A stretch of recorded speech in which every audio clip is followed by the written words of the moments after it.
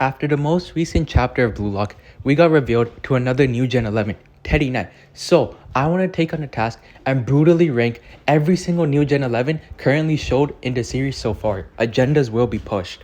Starting off in last place, we have Don Lorenzo, the biggest fraud in the series so far. He literally goes by the Ace Eater, but literally every ace we've seen has scored on him. Bachara scored on him, Kaiser scored on him, Isagi scored on him, and we don't know if it's confirmed if he played against Rin, but even Rin scored against him. How do you get called the Ace Eater and every single ace we've seen in the series has scored against you? The fact people even ever said he was better than Kaiser. People said he was better than Sai. He is so bad. His biggest feat is being the best defender in a series, which has maybe 4 defenders, and one of them is Ryu, the worst person in his Japan squad who somehow still makes starting 11s. He is... I don't even want to talk about it. He's so bad. He literally offers nothing to the series. This guy's best skill. This guy's a defender, by the way. His best skill is dribbling in midfield and giving it to Baro, bro. You're so useless. What are you even doing in this story, bro? I hope Japan plays Italy just so we can see all the 4 main strikers take turns with this guy, make him his whooping boy, and score 4 goals on him and end the game 6-0, bro. Okay, now moving on to 6th place, we have the newly introduced Teddy Knight.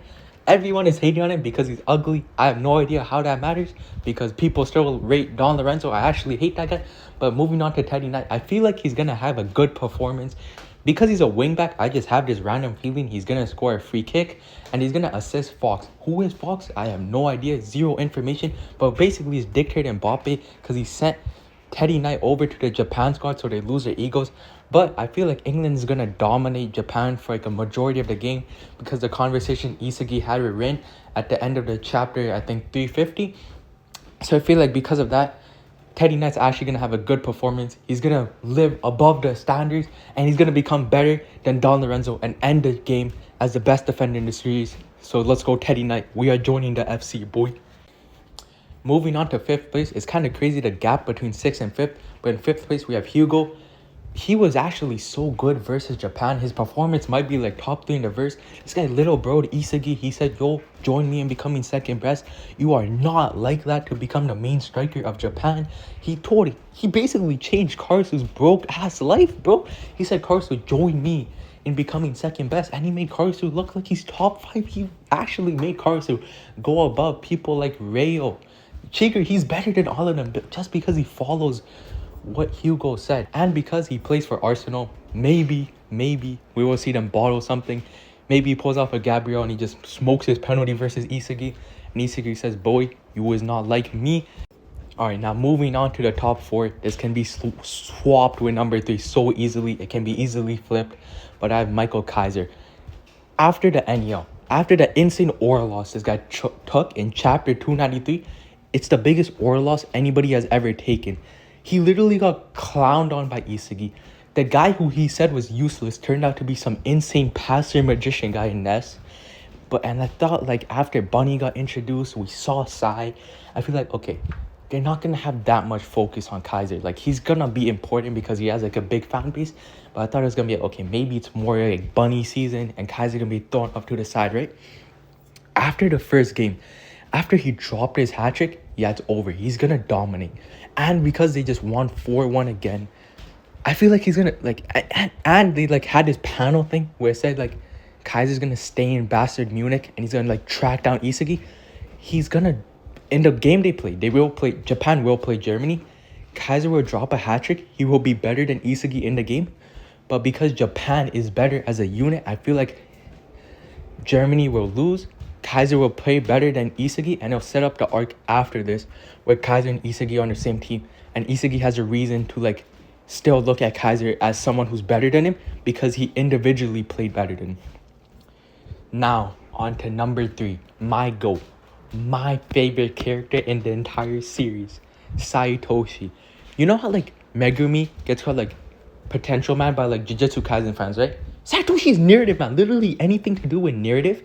Or his entire character is narrative. The U20 game where like everyone says like, yo, he didn't try because he didn't sweat. Literally no one has ever talked about that. Kanashiro has never said, yo, he didn't try because he didn't sweat. That's just all narrative. Saitoshi skills above Kaiser because Reni Toshi is better than Kaiser and his goal is to become better than Saitoshi. That's our narrative. Literally, no one cares. What is this? Why are we playing tic-tac-toe on how Saitoshi skills above Kaiser just because Rin is better than him? First of all, Rin is not better than Kaiser. No way. Not at all. Literally, dude's getting benched, by the way. But, like, because it upscales Saitoshi, maybe we have to, like, enlighten on this, like, horrible advice, right? But, like, he's just narrative, man. This guy, first of all, this guy has plastic surgery, so we don't even know about this sweating thing, right? Look how he looks like in chapter 3. Look how he looks like now. Now he looks like a model. In chapter 3, this guy looks like some random homeless guy picked off the street who saw some, like, dangerous things. And also, in, like, chapter 3, right? This guy, we have to, like, check his mentality dad for, like, the Japan. He might just throw on purpose, right? Because this guy, like, said, yo, Japan sucks. I hate Japan. I only want to win Champions League with Real Madrid. I only care about Champions Leagues.